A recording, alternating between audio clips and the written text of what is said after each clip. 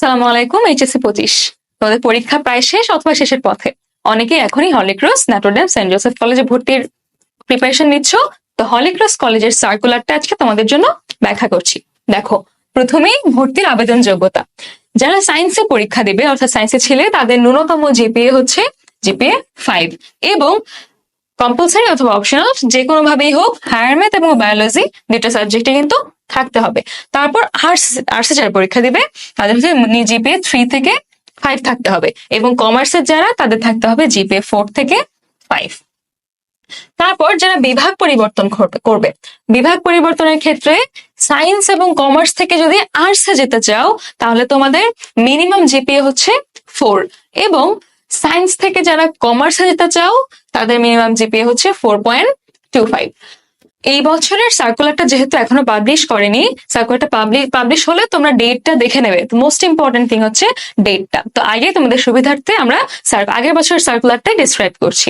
ঠিক আছে, তোমাদের কি করতে হয়, এই যে বিকাশে 300 টাকা চার্জ দিতে হয়, তারপরে বিকাশ পেমেন্টের মধ্যে এই যে আবেদন ফর্ম আর এই যে পারমিট স্লিপটা ডাউনলোড করতে হয়, তারপরে এই যে প্রিন্ট কপিটা সংগ্রহ করতে হয়।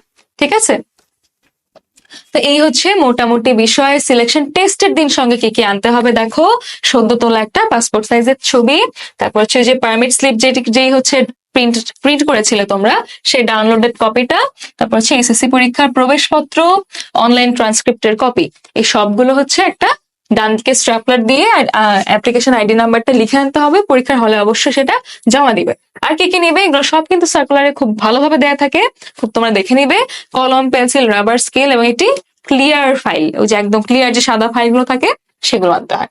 ঠিক আছে, তারপর হচ্ছে ভর্তির আবেদন ফর্ম পূরণ সংক্রান্ত বেশ কিছু বেসিক জিনিস এখানে দেওয়া আছে।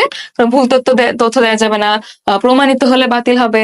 তারপর হচ্ছে তোমার সদ্য তোলার ছবি থাকতে হবে, মুখাবয়ব দৃশ্যমান হতে হবে, এবং বেসিক কিছু জিনিস যেগুলো তোমরা সবাই জানো। তারপর হচ্ছে প্রাপ্ত এ প্লাসের সংখ্যা। অনলাইন ট্রান্সক্রিপ্টের মধ্যে প্রথম 10টি বিষয়ে প্রাপ্ত এ প্লাসের সংখ্যা, ফিজিক্যাল এডুকেশন এবং ক্যারিয়ার এডুকেশন ব্যতীত। ঠিক আছে, তারপর তোমার ভর্তির ফলাফল নির্ধারণ কিভাবে করা হয় এগুলো তোমরা জানো। সিলেকশন টেস্টের পদ্ধতি, এই দেখো টেস্ট হবে কোন কোন বিষয়গুলোতে, কোন সাবজেক্টের উপর তোমরা এখন প্রিপারেশন নিবে। সায়েন্সে যারা পরীক্ষা দিচ্ছ তারা হচ্ছে Bangla, English, physics, chemistry, biology and higher math. আর আর্টসে যারা পরীক্ষা দিচ্ছ তারা বাংলা, ইংলিশ, জেনারেল ম্যাথ, তারপর কি ভূগোল, পৌরনীতি, অর্থনীতি, ইতিহাস এবং জিকে সাধারণ জ্ঞান যেটা। আর কমার্সের জন্য হচ্ছে বাংলা, ইংরেজি, সাধারণ গণিত, তারপর হিসাব বিজ্ঞান, ফিন্যান্স, ব্যবসায় উদ্যোগ এবং সাধারণ জ্ঞান। ঠিক আছে, তো এই হচ্ছে সিলেকশন টেস্টের তারিখ। তোমার সেই নতুন সার্কুলারটাতে ঠিকঠাক মতো দেখে নিবে। টেস্টের ফলাফলের তারিখ, ভর্তি ফর্ম বিতরণ কবে থেকে কবে পর্যন্ত ফর্ম তুলতে হবে সেগুলো সবই কিন্তু এখানে দেয়া আছে। তারপরে আসন সংখ্যা, কোন বিভাগে কতজন ভর্তি হতে পারবে সবকিছু আসলে ডিটেইলে দেওয়া থাকে। তো এই ছিল তোমাদের হচ্ছে সার্কুলার বিশ্লেষণ।